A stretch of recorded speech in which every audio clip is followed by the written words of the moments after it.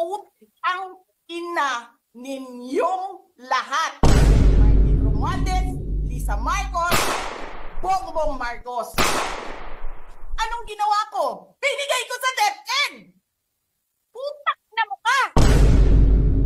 Wala ka nga posisyon sa gobyerno, namimigay ka ng pera ng gobyerno eh.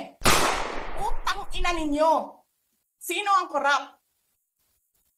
Yung mga congressman na yan na nag-hearing, anong sinasabi nila?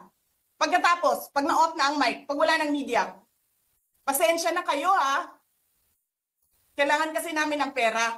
Mag-eleksyon na kasi. Lisa Marcos, naalala mo? Nagpadala ka sa akin ng video? Sinabihan mo ako saan kukunin ang pera. Pinakita mo ang muka ng tao doon sa video message mo. Hi, Nikki. This is she's been working with us for the longest time. We trust her.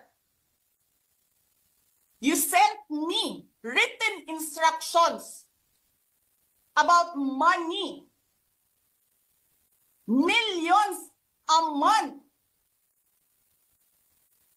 Anong nakalagay doon sa envelope? DepEd. Anong ginawa ko?